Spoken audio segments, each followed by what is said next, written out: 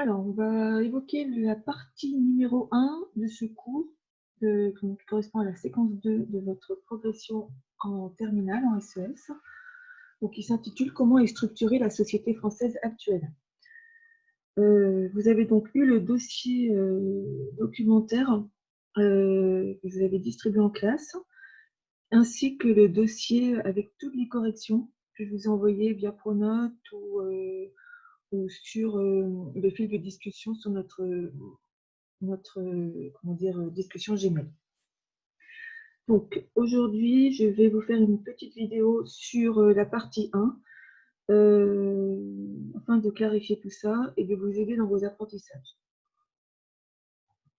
Donc, je vous rappelle que je m'appuie sur le document corrigé, comment est structurée la société française actuelle, la partie corrigée, celle que je vous ai envoyée, où vous avez toutes mes notes, toutes les informations qui sont nécessaires pour vous pour appréhender cette séquence. Je fais néanmoins un petit oral de manière à aider les élèves qui ne sont pas forcément à l'aise avec l'écrit.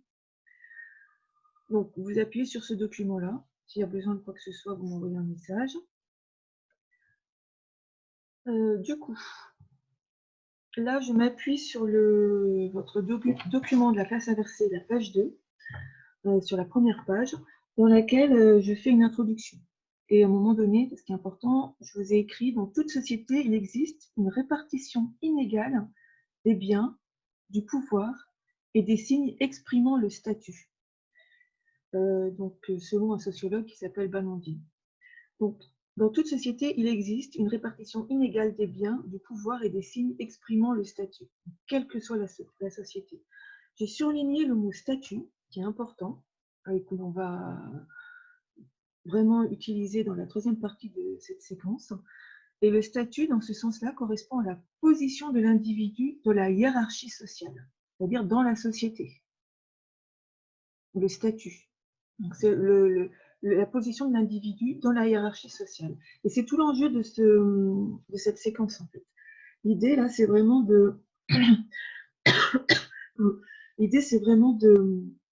d'analyser comment est structurée la société française. C'est pas organisé, c'est structuré. Quand on parle de structure, ça sous-entend qu'il y a un ordre établi, qu'il y a une organisation et un ordre. Donc le côté statut, c'est vraiment la position de l'individu dans la hiérarchie sociale. Est-ce qu'il est d'un statut élevé ou non élevé? Donc ensuite, je vous écris que cette distribution inégale varie dans le temps et l'espace. Donc on voit au cours de l'histoire, notamment ne serait-ce qu'en France, que le rapport, par exemple, je sais pas, par exemple, à l'âge est différent selon la période dans laquelle on vit. L'âge, à l'heure actuelle, quand une personne a 60 ans, elle paraît encore relativement jeune, elle est encore active, elle est encore au monde du travail. Il y a 20 ans en arrière, elle est partie à la retraite. Vous voyez? Pareil, le statut des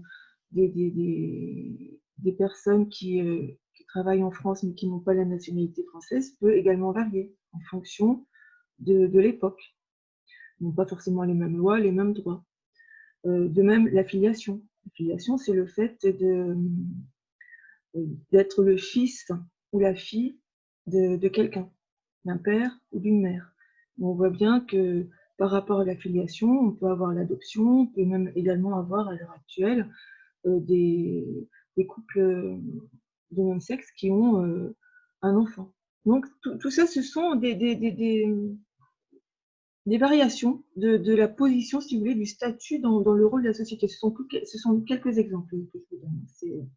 C'est vraiment des exemples pour le coup.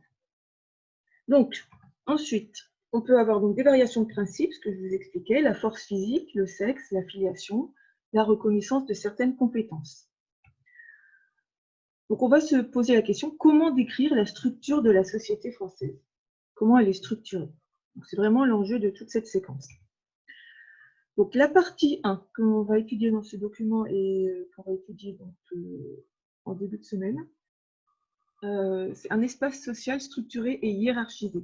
Donc, un espace social, ça correspond au fait que dans la société, il y ait des proximités, des distances entre les individus et des groupes qui la composent. C'est-à-dire qu'il y a en même temps une proximité, des distances, des différences, et que dans cet espace social, on a des individus et des groupes sociaux. Alors, j'en profite pour répondre à la question que Johanna m'a posée, la différence entre groupe social et classe sociale. Groupe social, c'est vraiment l'idée d'individus qui ont les mêmes caractéristiques, le sentiment d'appartenance à un groupe. Mais ce groupe-là, si vous voulez, n'est pas situé dans la hiérarchie sociale. Tandis que la classe sociale, c'est un peu la même chose qu'un groupe social, mais elle est située. La classe sociale, si vous voulez, en résumé, on reviendra dessus dans la partie 3. La classe sociale, c'est un groupe social qui va être positionné dans l'espace social. Donc, le groupe social, ce sont des individus qui ont les mêmes attentes, la même manière de fonctionner, qui ont le sentiment d'appartenir à ce groupe social. La classe sociale, ça peut être un groupe social qui est positionné dans l'espace social. Et avec à nuancer, parce qu'il y a plusieurs définitions de classe sociale. Bon, ça, on verra dans la partie 3. Alors, la notion d'espace social, donc c'est la représentation de la société. Donc, la notion d'espace social, ça c'est un mot à comprendre, c'est une notion à comprendre. Représentation de la société comme un ensemble de positions distinctes et coexistantes, définies les unes par rapport aux autres par des relations de proximité, de voisinage ou d'éloignement, et aussi par des relations d'ordre, comme au-dessus, au-dessous et entre. Donc c'est vraiment l'espace social, ça correspond aux interactions, positionnements et aussi aux relations de pouvoir ou de domination notamment. Donc on va voir tout ça. Donc si vous avez des questions là-dessus, je vous rappelle que vous pourrez me les poser, je vous expliquerai sur Pronote comment le faire. Je répondrai dès que je peux. Donc, cette définition vient de Bourdieu, qui est un sociologue, qui a vraiment étudié de manière très détaillée ce chapitre, entre autres. Donc, partie 1. Donc là, nous sommes dans le grand A. Donc, je suis sur la page 3 de votre document de travail que je vous ai envoyé, page 3. Quels sont les facteurs de différenciation sociale? La première fiche, on avait travaillé en cours, je pense que vous vous en rappelez. On avait étudié la position des hommes et des femmes dans l'espace social, donc je ne vais pas revenir dessus. Je vais juste revenir sur la définition d'inégalité, qui est importante à mémoriser. Donc, une inégalité, ça va correspondre aux différences entre individus ou groupes sociaux qui se traduisent en termes d'avantages ou de désavantages, qui font une hiérarchie entre ces individus et ces groupes. C'est ça qui est important. Une inégalité provient de différence. Ce n'est pas parce qu'il y a une différence qu'il y a inégalité. Ça, c'est vraiment important de bien le saisir. Mais une inégalité, par contre, se traduit toujours par une différence. C'est-à-dire qu'il y a une différence qui va automatiquement créer des avantages ou des désavantages pour les individus qui portent cette différence. Donc, on a vu pour les femmes et les hommes, on l'avait vu en cours. Donc ça, on l'a vu en cours. Alors, je vous rappelle que cette partie-là est très intéressante pour étudier, pour s'entraîner pour le C2, l'épreuve du bac. Ensuite, le cycle de vie. Donc, le cycle de vie, vous deviez étudier ce document. Bien faire la distinction entre cycle de vie et âge. C'est-à-dire que le cycle de vie, dans la définition que je vous ai notée, renvoie au fait que les individus, au fil de leur vie, s'ouvrent progressivement à des activités nouvelles, dans le même ordre, comme si c'était un ordre établi. On est adolescent, après il faut se marier, réussir sa vie, avoir une maison, etc., etc. Ça, c'est le cycle de vie. C'est-à-dire que c'est l'âge, à partir du moment où on arrive à un certain âge, si on suit le cycle de vie qui est mis en place dans notre société, on doit obtenir tel statut à tel âge, si vous voulez, pour schématiser. Donc, il ne faut vraiment pas il faut distinguer cycle de vie et âge. C'est important. Parce qu'en fait, cycle de vie, c'est une construction sociale. D'ailleurs, je ne sais pas si vous avez déjà entendu parler de ça, mais les jeunes filles, quand elles ont 25 ans, alors maintenant ça se fait beaucoup moins, mais il y a quelques années en arrière, quand des jeunes filles n'étaient pas mariées à 25 ans, leur entourage se moquait d'elles. On les appelait les Catherinettes. Donc ça, c'est typiquement quelque chose qui est marqué par rapport au cycle de vie. Ensuite, ce qui est important, la composition du ménage. Donc là, je vous ai mis aussi un document qui est très important à comprendre. Je vous ai même posé une question dans le corps de mon texte, donc page 6. Si vous avez des questions sur ce document, je serais vraiment preneuse parce qu'on est typiquement dans la préparation d'une EC2. D'accord? Alors, dans les définitions, ce qui est important là, donc, sur la composition du ménage, donc la composition du ménage, c'est savoir si ce sont des couples avec enfants, des couples sans enfants, des familles monoparentales, etc., etc. Le ménage, je vous rappelle, au sens de l'INSEE, ça correspond à l'ensemble des occupants d'un même logement, qu'ils aient ou non des liens de parenté. C'est important de vous en rappeler. Ensuite, le niveau de vie, c'est aussi important de bien l'avoir en tête dans ce chapitre, dans le suivant d'ailleurs également. Quantité de biens et de services à laquelle un individu ou un ménage peut accéder grâce à ses revenus. Et vous avez aussi, bien sûr, la notion de revenu disponible à vous remémorer, que vous avez vu en seconde, c'est-à-dire que le revenu disponible correspond à la somme de tous les revenus du travail, de capital, revenus mixtes, plus les revenus de transfert, moins les cotisations sociales, moins les impôts et taxes. Et ça correspond au pouvoir d'achat de l'individu ou du ménage. Alors, donc ça c'est bon. Ensuite, le lieu de résidence. Donc le lieu de résidence, comme vous avez pu le constater dans le document, comment dire, structure vraiment l'espace social. C'est-à-dire que vous habitiez dans le 16e à Paris, par exemple, ou dans une montagne très peu desservie, vous n'aurez pas les mêmes chances au niveau de la réussite sociale. Donc, la réussite sociale selon le statut en vogue dans la société. D'accord? Alors, ça ne veut pas dire que vous réussissez ou pas votre vie, on n'étudie pas ça du tout. Hein. On étudie vraiment par rapport à la sociologie. Donc, cette question-là, lieu de résidence, je pense qu'il n'y a pas eu de souci. S'il y en a, vous me poserez des questions. Alors, je vous ai mis un petit topo. Donc, à la fin de cette partie, il faut que vous connaissiez le revenu médian, parce que là, on a parlé de revenu médian, donc la médiane, savoir bien l'utiliser, revenu disponible, savoir utiliser les pourcentages de répartition. Ensuite, groupe social, définition, inégalité, cycle de vie, ménage, niveau de vie, c'était trop loin, vous devez bien les connaître. Donc, la synthèse. Quels sont les facteurs de différenciation sociale? Si vous avez des questions, des demandes précises, je vous demande de m'envoyer soit un mail, ou alors si demain je peux, je vous mettrai un lien Zoom si je suis opérationnelle.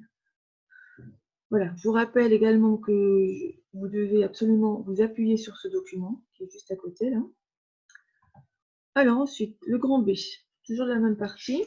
Comment le statut socio-économique structure-t-il l'espace social? Donc, je vous ai mis la société vue à travers les catégories socio-professionnelles. Donc là, c'est relativement simple. On en avait déjà parlé dans la séquence 1. Je vous ai mis 2 documents qui reprennent vraiment toutes les informations. Ce qui est important à comprendre, c'est que les catégories socio-professionnelles sont des outils de travail statistiques qui sont mis en place par l'INSEE. Et l'INSEE, en fait, en mettant ces ces outils en place, à créer une structure sociale. C'est-à-dire c'est pas qu'il a créé, mais il l'a mise en avant plutôt. Il a plutôt mis en avant. Il a mis des mots sur ce qui existait. Mais ça ne veut pas forcément dire que toutes les personnes qui sont dans les catégories, par exemple, profession intermédiaire, estiment être dans la même classe sociale. Ils n'ont peut-être pas forcément ce sentiment d'appartenance. Bon, ça, on reviendra dessus. Donc ça, je pense qu'il n'y aura pas de souci. Alors, c'est toujours pareil, il faut bien étudier les documents. Ensuite, niveau de vie selon la structure familiale. Donc ça, ce document est vraiment important et j'aimerais que vous me rédigiez demain en cours. Alors, si vous êtes au lycée, si vous avez trouvé une place pour vous poser quelque part, me rédiger quelque chose par rapport à ça. Vraiment avec vos mots, ou me poser des questions, parce que ce document-là, qui s'appelle donc lire et interpréter une médiane et des écarts, vous entraîne directement à l'ECD. On en reparlera peut-être demain matin. Donc là, ce qui est important, c'était donc le revenu médian, quoi il correspond, le revenu, le niveau de vie, le seuil de pauvreté. Donc le seuil de pauvreté, c'est le seuil de revenu qui est en dessous duquel on peut être considéré comme pauvre. C'est la moitié du revenu médian.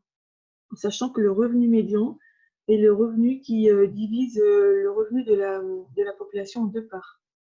50% de la population obtient un revenu inférieur à 50% de ce revenu-là, et le reste les 50 autres pourcents, c'est au-dessus, ou en dessus, je ne sais plus où j'en suis, donc vous avez compris. Donc le seuil de pauvreté, c'est la moitié du revenu médian. Et le seuil de richesse, c'est 2 fois le revenu médian. C'est peut-être un peu compliqué ça, mais c'est important de le comprendre. De même, je vous ai demandé de reformuler la question 2. Faites une phrase avec la donnée entourée.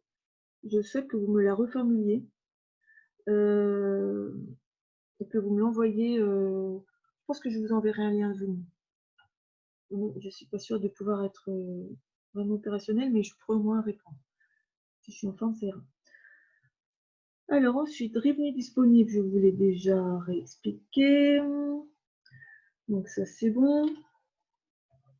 Ensuite, lien entre pratiques culturelles et revenus, parce que l'espace social structuré et hiérarchisé va aussi mettre en avant des pratiques qui vont être en lien avec le revenu. Dans le texte que je vous ai mis dans votre document, vous voyez que, par exemple, 42% des 20% les plus riches déclarent aller au cinéma plus de 3 fois dans l'année, alors que c'est le cas de seulement de 17% des 20% les plus pauvres. Donc on peut se poser la question, pourquoi il y a une telle différence? Est-ce qu'il n'y a que le revenu ou est-ce qu'il y a autre chose?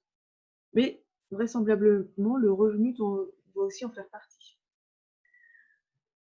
Voilà, ensuite la définition de structure socio-professionnelle, donc ensemble des caractéristiques durables d'une société qui correspondent à la présence de différents groupes sociaux fondés sur l'activité professionnelle. Donc ça, c'est l'organisation de l'espace via la structure socio-professionnelle. Alors, bilan des connaissances. Vous rappelez le lien entre le diplôme, le salaire et le diplôme. Vous voyez, je suis fatiguée, je mets 3 fois la même chose, donc 2 fois la même chose. Donc, c'est le lien entre le diplôme, le salaire et le revenu. Donc, vous modifierez. Ensuite, la définition du diplôme que vous retrouverez notamment dans vos cours de seconde. Salaire. Donc, je rappelle que le salaire, ça correspond au revenu qui est perçu par les salariés. Donc, dans lequel, lorsqu'une personne travaille pour une entreprise. CSP, seuil de pauvreté, seuil de richesse, structure socio-professionnelle. Donc là, c'est ce qu'il faut que vous arriviez à comprendre à la fin.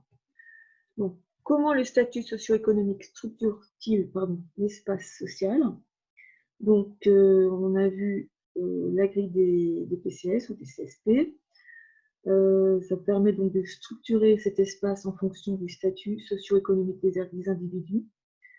Et elle classe les Français en fonction de plusieurs critères, donc le métier, statut professionnel, niveau hiérarchique, activité ou inactivité également, dans 8 groupes, et qui représente une certaine homogénéité sociale. Je dis bien une certaine, parce que c'est à nuancer. Et ensuite, en conclusion, le niveau de diplôme offre une protection contre le chômage, on a vu en seconde ça, une place plus élevée dans la hiérarchie professionnelle et un niveau de revenu qui influence les possibilités de consommation. Le niveau de diplôme en général. Et on a constaté aussi sur la seconde moitié du XXe siècle que cette structure socio-professionnelle s'est transformée en faveur des emplois qualifiés. Par exemple, la part des cadres et des professions comment dire, intellectuelles dans l'emploi, donc cette part des cadres et des professions intellectuelles dans l'emploi est passée de 4,7% en 1962 à 17,8% en 2016, soit une augmentation de, si je fais mon calcul de tête, ça me fait, je suis fatiguée, je ne sais plus compter, ça fait 13,1 points de pourcentage d'augmentation, excusez-moi, je suis excessivement fatiguée, mais j'espère ne pas avoir fait d'erreur dans mon petit topo. Donc je vous invite, une fois que vous avez écouté cette vidéo, à relire ce document avec les réponses et surtout à retravailler tous comment dire, les calculs de l'EC2. Voilà, merci beaucoup, à bientôt.